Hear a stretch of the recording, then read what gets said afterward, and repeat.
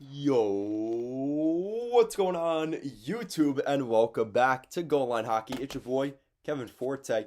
We are taking a look today at the latest on the Tampa Bay Lightning. Now, going into the trade deadline, probably about a month or two ago, everybody was saying the Lightning are going to keep things status quo. Julien Brisebois was pretty adamant, we're going to keep things the way they are, maybe some slight changes here and there. And then all of a sudden, now they've been tied to a couple of pretty big name NHL players here toward the deadline. So maybe that competitive spirit got into Brisebois.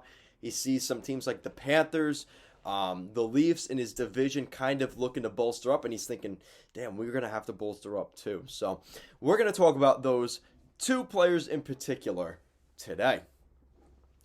So the first one is from Pierre LeBrun. Teams have started to call the Islanders to, quote-unquote, keep them in mind if Lou decides to move Zdeno Chara. The sense around the league is Lamoriello will go to Chara and see if he wants to move. If he does, there's already interest. And some of that interest is from the team I'm wearing today. Rumor from David Pagnotta, just a day or two after that, the Tampa Bay Lightning have checked in on defenseman Zdeno Chara. So kind of interesting there that the Lightning are going after like a guy like Chara. I think there's reason to see a fit there. He kind of fits the bill of what they had last year in David Savard. And he's not the same player. You guys, obviously, he's not the same player he was, Chara. But there is something there. And he's a guy that could jump into the top four. I mean, again, it's a little bit of a stretch. He struggled for the Islanders. There's a bug in here. It's a little bit of a stretch. He struggled with the Islanders this year. He's actually been scratched down the stretch for the Islanders here the last week or two, as they're still just slightly holding out hope for the playoffs.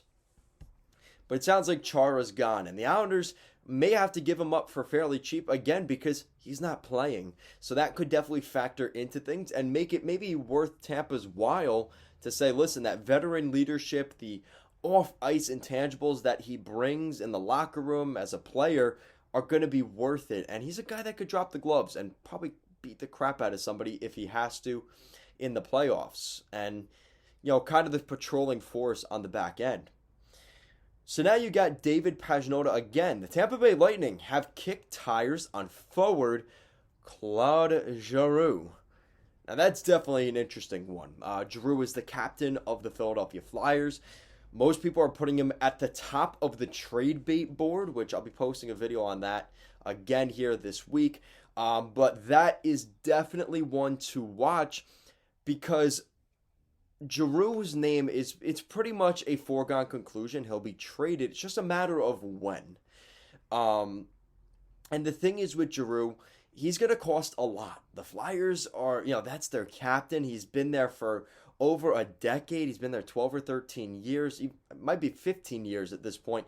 He's been there for a very long time. So if you're going to trade for Giroux, it's not going to be pretty. It might cost some guys they probably don't want to give up. Are you okay giving up? I think Taylor Radish is already off.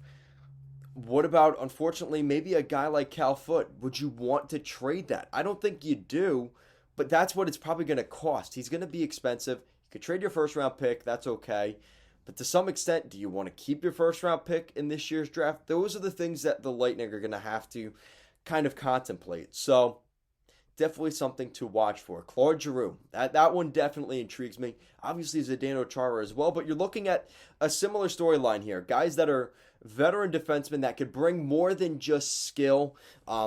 Obviously, Giroux still brings the skill. He's a point-per-game player on a really terrible Flyers team.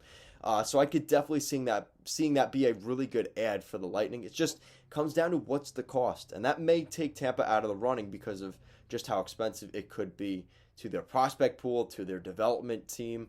So we'll see what happens. Guys, let me know what you think. As always, thank you so much for watching, and I will see you again next time.